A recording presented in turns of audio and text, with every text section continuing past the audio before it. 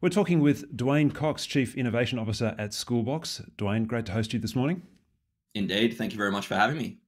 Look, I want to start off by talking about engagement in schools because that seems to be really quite a buzz concept. Everyone wants everyone to be engaged. How does Schoolbox specifically create authentic communication and I guess engagement between students, staff, the parent community? I know that's a very broad set of people, but Schoolbox talks about having digital tools to make that happen. What are those Yeah. digital tools? Yeah. So look, Schoolbox's philosophy is sort of, and having come from education, we spoke about timely and targeted feedback in the way in which you engage students in their learning and things like that. And when we started to unpack community engagement and communication, we discovered that the same approach applies. So instead of communicating to everyone with that school newsletter, how do I target the right people at the right time through the right channels that they might have the choice and opportunity to? But also then giving people choice to seek out other information. So when we look at that, the first of those is a really, really powerful news system.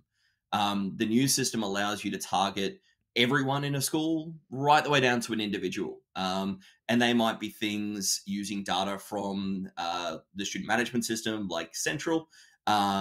They might be groups that people can self-enroll in, or they might be the extracurricular things like sport and music that students are taking place. So what we start to do is build that dynamic online community, engaging people in important conversations when they need to know, but then give them an opportunity to seek out information where they don't. So you've talked about a really broad set of people there, going from the very Yeah. large scale to the small scale, and also mentioned that integration with Central. Now, Central is also creating a lot of information about the school. So you've got these two enormous data sets, if you like, and Yeah. then they talk to lots of people or only one person. Yeah. How does good integration with Central as the school management system impact the success of those tools that you're talking about? Yeah. So certainly one of the key things when designing an integration and the conversations with Central, over the years and where we're at and where we're going is fundamentally tied to what does the user experience need to be and look like. And as we look at that, we think about the personas. So we think about staff, students, and parents, and what needs to be done where. So when we look at, say, for example, the student persona, there's very little that needs to be done in a student management system or in Central. So we think about, well, what is their single gateway? How do they land in those experiences? So a lot of the conversation is there a lot they need to do in the student management system, or do they exist in that learning space and the portal and what happens? When we think about teachers, we think about their day to day and we look at the balance of going, okay, well, they need to engage their students in their learning and have the conversations. And so that's, what sits in our world. But as we look at, well, how do we then handle things like attendance? How do we handle the compliance, those day to day skills and requirements that keep a school running? And that's where we start to build integrations. So in the context of Central, two key integration points that exist is attendance deep linking. So when a teacher lands inside Schoolbox, presented with their timetable for the day, clicking the button, they can go and mark their role and away it goes and then come back into the system. So what we look at is those user workflows and needs as we sort of start to make life simpler. How do we make those processes simpler? Things like summative reporting and markbooks and generating that end of semester report. That's where we can allow data to flow between systems. So now as we move into the next journey with Central, it's actually looking at what does the parent experience need to be? Because obviously from Central and from that student management system perspective, there's a lot of compliance thing, day-to-day management, excursions and details. And so how do we flow news between two systems? How do we flow notifications? And that's the work that we're now embarking on with Central to understand, let's design that best user experience. Right, so it's not about Schoolbox being able to do everything or vice versa, but there's Yeah. a strong working relationship to make those things work. Correct. And that's one of the key benefits of the relationship with Central, but one of the key successes of any partnership is people compromising and understanding the benefits of both systems, the choices that schools might have, and then using technology to support that experience, to support that workflow. Our job as vendors and as technology solutions is not to tell people how they must do things, but to support what they're trying to achieve with that technology and evolve and adapt and integrate where best we can. Sure. Now that sounds, on one level, very big and complex, but I'm Yeah. assuming that from the user's perspective, it's not that way. So perhaps I could just ask you a practical question. What does it look Yep. like to the user when they use the two systems in tandem?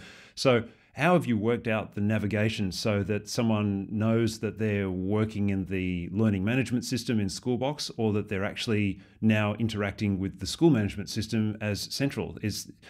Can you describe how those two things work together?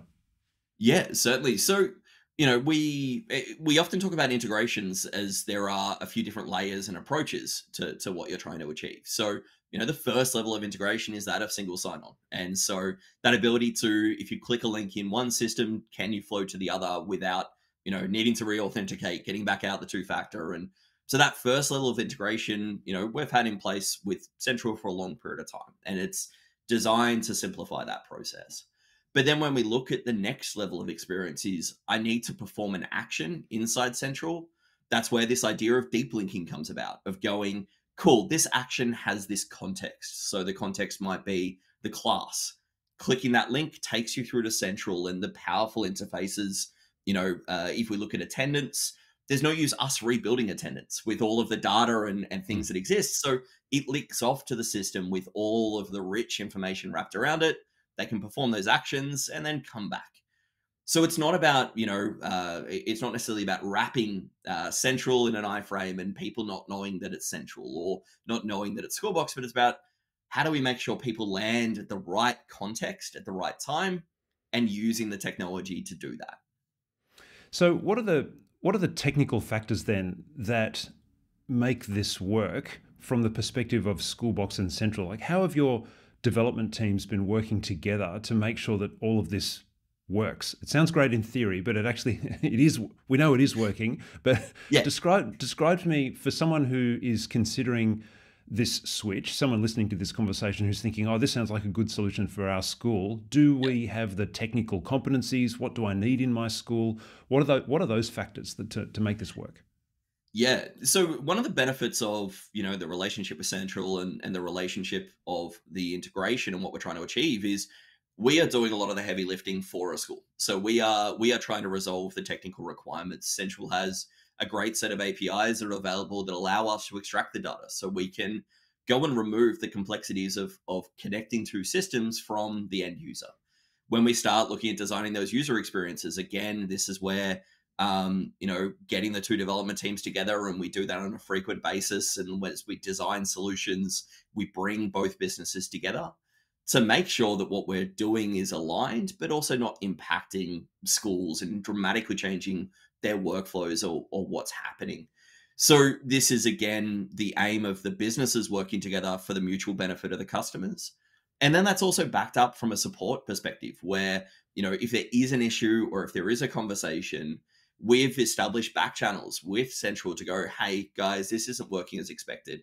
How do we unpack and understand what's taking place, getting the development teams together, the support teams together, so that we can resolve the issues without having to flow through, 10 different parties to get there. So that's where the relationship, the partnership, and the integration sort of all form into that single cohesive approach. So as we're talking and I'm listening to you explain those things, I can imagine someone going, "Yeah, but what about all the data and migrating over and the security issues that come with that? How do you Yeah. handle the data migration and security issues in a way that you could communicate that to someone and say, you can be confident in this solution?" Yeah. So there's a couple of things to tie into that. If we look at from an industry standard perspective in Australia, as a business, we comply with SD4S. We've just recently gone through that accreditation process, which looks at how we handle data and how we approach things as a business from our data security and processing perspectives. But if we look a little bit more technically, one of the key evolutions in the student management space over the last 5 years is an evolution to using an API-based approach. And what that means is no longer are we, using a direct database connection and just pulling data with, over an SSH connection. What we're starting to do is using, those API calls to pull back data that is encrypted, that we are able to decode, that we're able to unpack. We have authentication wrapped into that.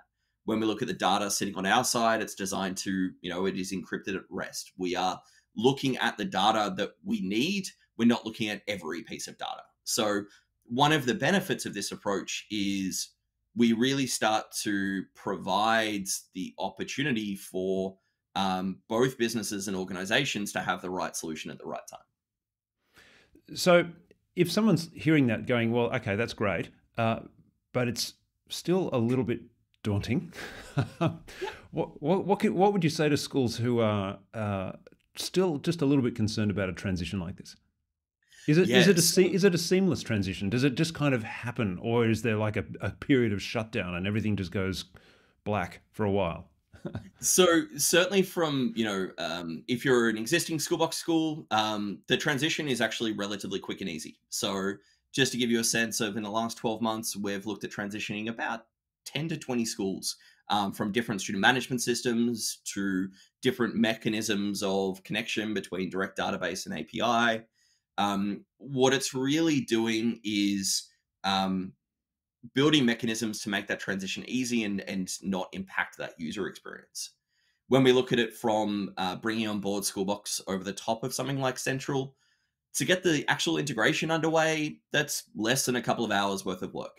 So there's not a lot of work to form the connection between the two key data sets.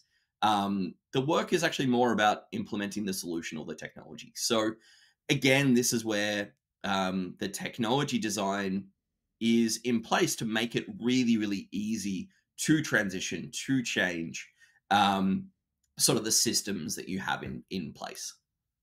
So some schools might say, "Oh, okay, yeah, but we're a huge school. We've got thousands of students. We're different." Yeah. Is it really that different between a massive school and, say, a smaller school? Can you give me an example? Yeah, so certainly we work with schools from 300 students up to 3,500 students. And, if we look at one of those biggest schools, we did a transition between us to, from a learning management system to us.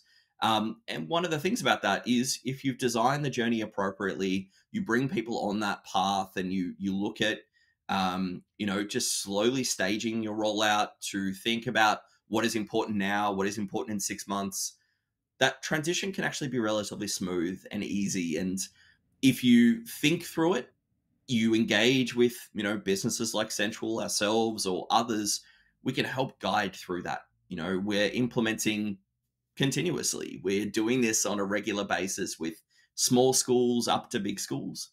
And again, the technical integrations and the connections of systems should be things that you rely on us to help you resolve and work on. And then it's about your decisions and processes that wrap over the top, about how you communicate, to who are you going to communicate and when.